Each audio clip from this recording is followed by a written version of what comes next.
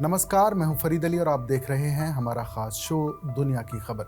सबसे पहले सुर्खियां। अमेरिका ने गजा में सीज फायर प्रस्ताव पर लगाया वीटो, कहा इजराइल को अपनी रक्षा करने का हक। 14 देशों ने जंग रोकने के लिए यूएनएससी में किया वोट। डोनाल्ड ट्रंप ने पुतिन से कहा यूक्रेन से लेंगे हमले का बदला। दोनों नेताओं के बीच 75 मिनट तक हुई बात। ईरान के न्यूक्लियर प्रोग्राम पर भी चर्चा। अमेरिका में 12 देशों के नागरिकों की एंट्री बैन। ट्रंप बोले खतरनाक लोगों से देश को बचा रहे हैं। 7 और देशों पर लगाई आंशिक रोक। ट्रंप ने हार्वर्ड यूनिवर्सिटी में पढ़ने वाले विदेशी छात्रों के प्रवेश पर भी लगाई रोक। राष्ट्रीय सुरक्षा का हवाला दिया। पाकिस्तानी जेल से कैदियों के बाद हेड कांस्टेबल भी फरार। अपराधियों को भगाने में मदद करने का लगा आरोप। आईजी समेत 23 अधिकारी सस्पेंड। पाकिस्तान में अहमदिया मुसलमानों के ईद मनाने पर पाबंदी। 5 लाख रुपए जुर्माने की धमकी। जबरदस्ती भरवाया जा रहा हलफनामा। और अब आज की खास खबर। इजराइल और फिलिस्तीनी संगठन हमास के बीच पिछले 1.5 साल से जंग जारी है। गजा और आसपास के फिलिस्तीनी इलाकों पर इजरायली सेना लगातार हमले कर रही है। इन हमलों से हाहाकार मचा हुआ है। हर रोज बड़ी तादाद में फिलिस्तीनी लोग मारे जा रहे हैं। अब हमास भी इस युद्ध को रोककर सीज फायर लागू करने की गुहार लगा रहा है, मगर सीज फायर की तमाम उम्मीदों को अमेरिका ने बड़ा झटका दे दिया है। अमेरिका ने संयुक्त राष्ट्र सुरक्षा परिषद यानी यूएनएससी के गजा में युद्ध विराम कायम करने वाले प्रस्ताव पर वीटो लगा दिया है। यूएनएससी में बुधवार को इस प्रस्ताव पर वोटिंग हुई, जिसमें 15 में से 14 देशों ने गजा में युद्ध विराम के पक्ष में वोटिंग की। यूएनएससी में रखे गए इस प्रस्ताव में सभी बंधकों की रिहाई और मानवीय सहायता प्रतिबंधों को हटाने की भी मांग रखी गई थी। अमेरिका इस प्रस्ताव के खिलाफ वोटिंग करने वाला अकेला देश था। अमेरिका ने इस प्रस्ताव को रोकने के लिए अपनी वीटो पावर का इस्तेमाल किया। संयुक्त राष्ट्र में अमेरिकी राजदूत डोरोथी शिया ने कहा कि यह प्रस्ताव सीज फायर की कूटनीतिक कोशिशों को कमजोर करेगा। यूएनएससी में इस प्रस्ताव को 10 देशों ने मिलकर पेश किया, जिनमें Algeria, Denmark, Greece, Guyana, Pakistan, Panama, Korea गणराज्य, सिएरा लियोन, स्लोवेनिया और सोमालिया शामिल थे।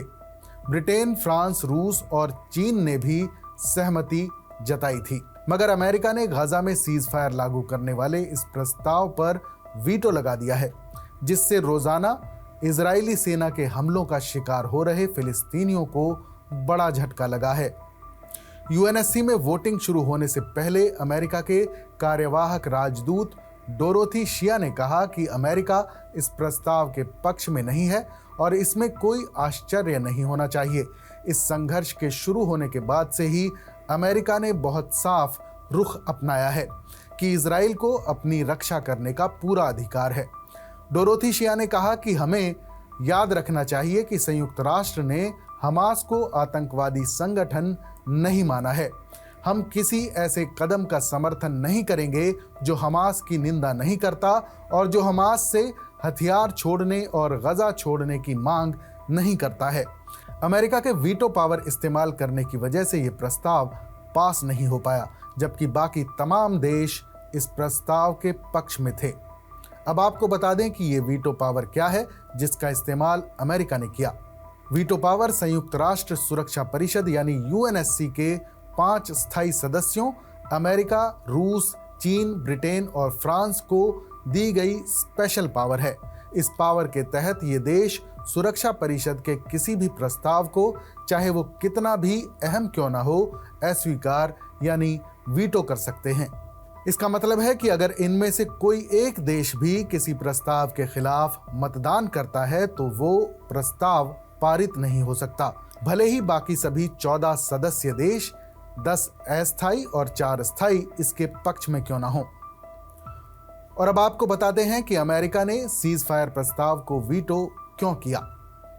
अमेरिका की तरफ से कार्यवाहक राजदूत डोरोथी शिया ने यूएनएससी में कहा कि इजराइल अपनी रक्षा कर रहा है और उसे ऐसा करने का हक है।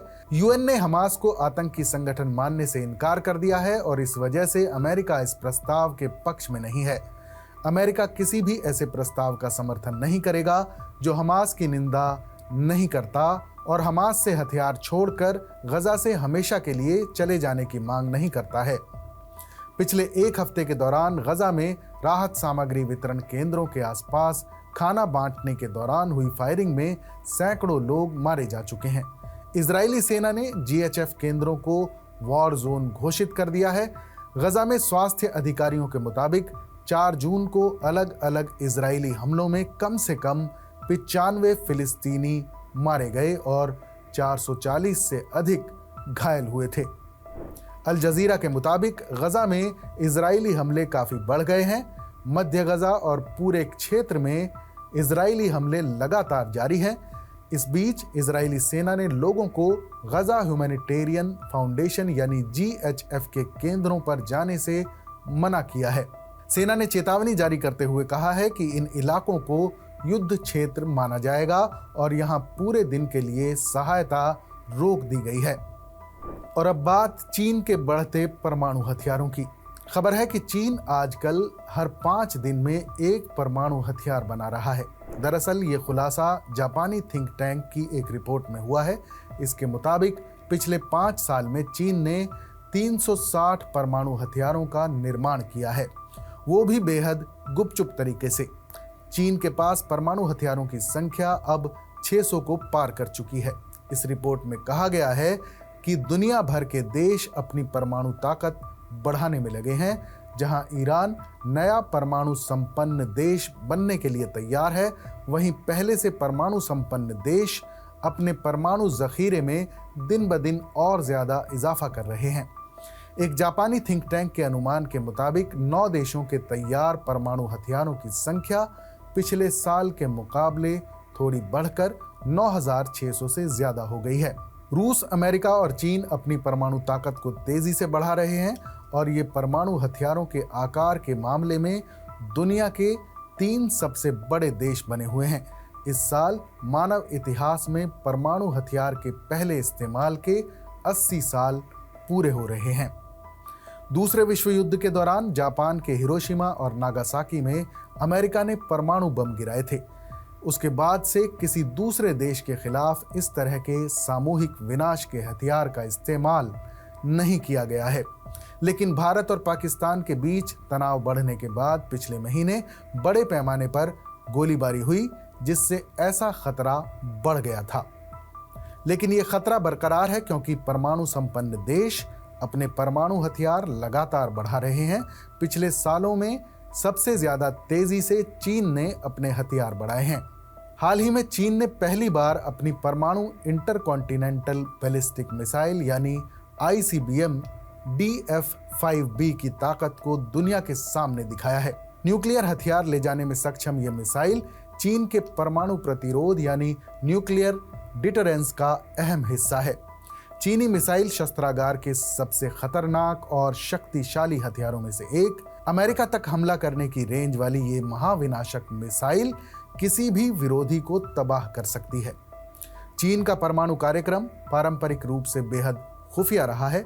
ऐसे में साफ नहीं है कि DF-5B के बारे में जानकारी सार्वजनिक क्यों की गई है। ये जानकारी ऐसे समय जारी की गई है जब चीन और अमेरिका के बीच ट्रेड वॉर चल रही है। चीनी इंटरकॉन्टिनेंटल मिसाइल 3 से 4 मेगाटन TNT के बीच विस्फोटक के साथ परमाणु वॉरहेड ले जाने में सक्षम है। इस तरह मिसाइल की वॉरहेड क्षमता दूसरे विश्व युद्ध के अंत में हिरोशिमा और नागासाकी पर गिराए गए परमाणु बमों से लगभग 200 गुना ज्यादा है। इस मिसाइल को 1970 के दशक की शुरुआत में विकसित किया गया था और 1981 में पहली बार सेवा में शामिल किया गया। DF-5B मिसाइल की हमला करने की रेंज 12,000 किलोमीटर है, जो इसे अमेरिका और पश्चिमी यूरोप तक हमला करने में सक्षम बनाती है। ये तय किए गए टारगेट पर 500 मीटर के अंदर सटीक हमला कर सकती है, जो आधुनिक सैन्य सिद्धांतों के मुताबिक एक अहम कारक है। चीन के अलावा बाकी दुनिया की बात करें तो इस वक्त सबसे बड़े तैनात परमाणु शस्त्रागारों में रूस के पास 4,310 वॉरहेड हैं, जो 2018 से 0.8% कम हैं, जबकि अमेरिका के पास 3,700 वॉरहेड थे, जो पहले से 2.6% कम है। इसके उलट चीन के शस्त्रागार में 150% का इजाफा हुआ है। सभी परमाणु संपन्न देशों में चीन ने अपने हथियारों की संख्या में सबसे तेजी के साथ बढ़ोतरी की है। चीन ने अपने शस्त्रागार में महज 5 साल में 360 नए परमाणु हथियार जोड़े हैं। चीन का ऐसा करना भारत के लिए बड़ा खतरा हो सकता है, क्योंकि दोनों देशों का कई मुद्दों पर आपसी विवाद भी है। चीनी राष्ट्रपति शी जिनपिंग ने देश को परमाणु ताकतों के निर्माण में तेजी लाने का आदेश दिया है, जबकि बीजिंग ने रूस और अमेरिका से परमाणु निरस्त्रीकरण को आगे बढ़ाने का आह्वान किया है। रूस, अमेरिका और चीन के अलावा France, Britain, Israel, Bharat, Pakistan और उत्तर कोरिया के पास परमाणु हथियार होने की पुष्टि हुई है या ऐसा माना जाता है। हाल की खबरों के मुताबिक उत्तर कोरिया भी तेजी से इन हथियारों में बढ़ोतरी कर रहा है, जिससे अमेरिका समेत यूरोप के कई देश चिंता में हैं। हमारे इस खास शो पर अपनी राय हमें जरूर बताइएगा। बाकी देश और दुनिया की तमाम बड़ी खबरों के लिए देखते रहिए TV9 डिजिटल।